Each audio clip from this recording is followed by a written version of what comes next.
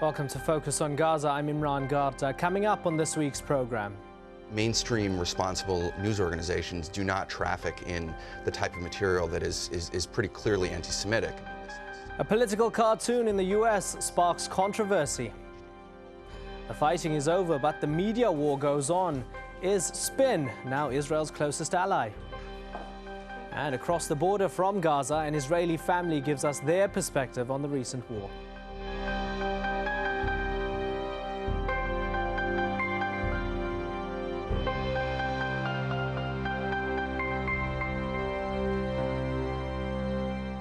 It's been a week of trials and tribulations. The UN named Richard Goldstein, a South African judge and former chief prosecutor for war crimes in the former Yugoslavia and Rwanda, as head of the probe into alleged crimes by Israel in its war on Gaza.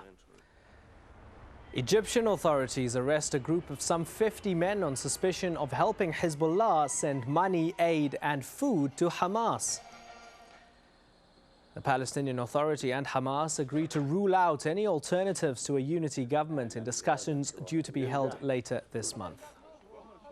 Spin, the management and manipulation of information for one's own advantage, or is it just a polite word for deception?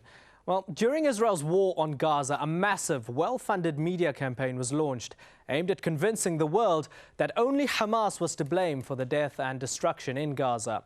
The message certainly resonated in the US, but now a cartoon has appeared in the US depicting a marching figure wheeling a fanged Star of David towards a tiny figure labeled Gaza. Well, let's go to our studio in Washington, D.C. to join Abdurrahim Fuqara, who asks whether the message has just received a serious blow. Today we explore the question, is the American mainstream media manipulated by Israeli spin? And is it biased?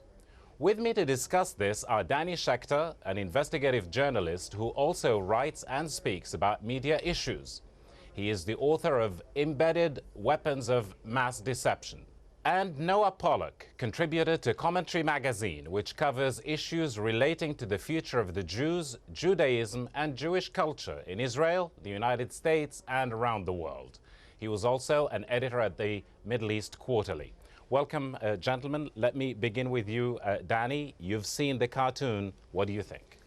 Well, if you're going to start censoring cartoons, and the same people who are hostile to this cartoon were not so hostile to the Muhammad cartoons that appeared in European newspapers. You know, I was personally would not make that graphic image my own statement on the events, but a cartoonist is there to provoke us and our underlying feelings. And there is a sense among many in journalism that Israel has been the white knight, you know, in this conflict for too long, that it has not been scrutinized fully. But do you, as a Jewish American person, do you find anything particularly offensive in the cartoon? You know, again, I see it as an act of provocation, you know, a challenge to comfortable thinking. This parallel between the Nazis and the Israelis have been made by critics of Israel, and I think they overdraw it in a way that they actually lose their argument. So I don't support that view, but I also don't support the idea of suppressing a cartoonist, particularly a Pulitzer Prize cartoonist like Oliphant, from expressing his view. Noah? I don't think the issue here is a matter of suppressing views. The issue really is, I think, one of taboos, and it's been a longstanding taboo in American society that mainstream responsible news organizations do not traffic in the type of material that is pretty clearly anti-Semitic. I mean, this is a cartoon that played on a lot of the motifs and themes of old Nazi propaganda against Jews in the 1930s in Der Stürmer. You have Israel represented as a headless, goose-stepping killer wielding a sword. You have Gaza represented as very implausibly as this sort of helpless, poor, innocent child cowering from the Israeli onslaught, as if the residents of Gaza didn't choose to elect Hamas as their leaders, and as if Hamas had not been engaged in a multi-year rocket war against Israel. And the cartoon sort of presents really the aggressors in the conflict as the innocent victims. And this sort of motif, this aesthetic of of Israeli aggression, of mindless Israeli or Jewish aggression on helpless Gentile victims is a very, very old theme, and it's one that normally does not get aired in. Well, let me challenge you a little bit here, Okay. if I could, because the suggestion that somehow the parallel is completely unwarranted and is simply anti-Semitic, it sort of inverts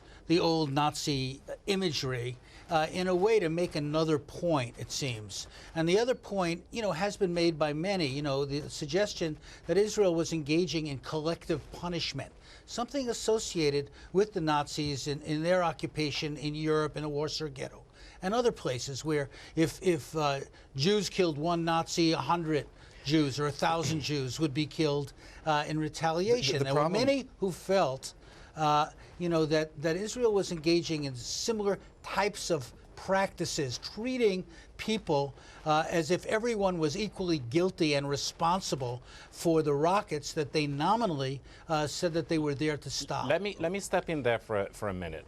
The publication of the cartoon in itself, when it was actually published, what does it tell us about the narrative of the American media, especially following what happened in Gaza?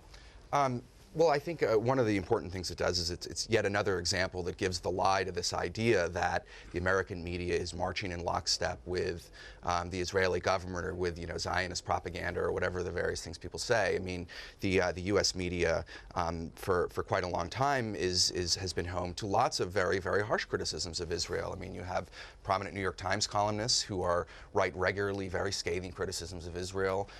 You have best-selling authors in America who write scathing criticisms of Israel, and now you have newspapers publishing some very, very provocative material. Danny, what is wrong with what he was saying about the timing of the publication of the cartoon and what it tells us about the U.S. mainstream media narrative about Israel? Well, significantly, this cartoon wasn't published until March 26th, well after the Gaza conflict ended, at least in one of its phases. And I think it was a sign of a reaction in the American media against manipulation of free access to cover stories by Israel. Israel would not allow journalists into Gaza, for example.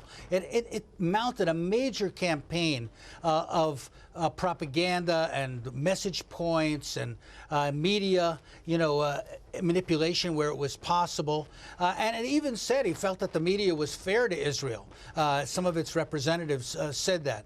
But Israel was clearly, waging a media war as well as a physical conflict. And I think many in the media began to feel that they were being bullied to some degree by the Israeli government approach. No. I'd be curious to know who claimed that they were feeling bullied by the Israelis. The other problem here, of course, is that Are you kidding? Israeli Do you want an spokesmen- answer? I mean, well, hold on a second. Israeli spokesmen and government representatives throughout this conflict made themselves available to the media from all over the world, to Al Jazeera, to the British media, to European media, American media. They went on air every night. The IDF has its own, it's called the Spokesman's Unit, of people who go on camera. The Israeli leadership and their spokesmen put themselves out there and allow themselves to be grilled quite hostilely on a regular basis by journalists all the time. What is the... Hold on, when was the last time that Khalid Mashal went on, Fox News or CNN and allowed himself to be grilled by a hostile audience? Hamas isn't doing this. Okay, now, in the U.S. Media, the issue of the bias, whether there is bias towards Israel or against it, to what extent do you feel that what happened in Gaza constitutes a U-turn in the way that bias is handled in the U.S. media? I don't think there's been a U-turn yet. I do think there is bias, but it's not the ordinary bias, of suggesting, well, there were 12 mentions of Israel and only 3 mentions of Palestinians. It's the way the whole story is framed, the lack of context, the lack of background, the lack of public understanding of what the issues really are, the attempt, to cover this on a blow-by-blow basis, action-oriented coverage. And I think, in a way, some of the Arab media outlets are at fault too, because they think that people will be persuaded by dead bodies. I don't think that does it. No. You need more than that. Yeah, I actually would agree with that point. I mean, one of the things that I think has come to define... Got both of you to agree on one thing.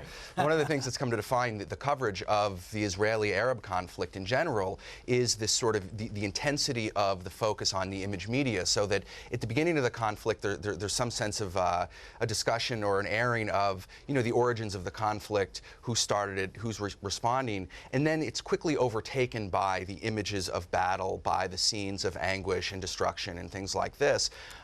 Which are pretty horrible. Well, of course they are. They are in all wars. When is it not horrible? Well, it was very one-sided, wasn't it? You had one side with an air force, and one side didn't have an air force. That doesn't lend moral legitimacy to anything. I mean, Germany lost more civilians in World War II than America did. Does that make America the bad guys in World War II? I mean, that's not how we judge the morality of war.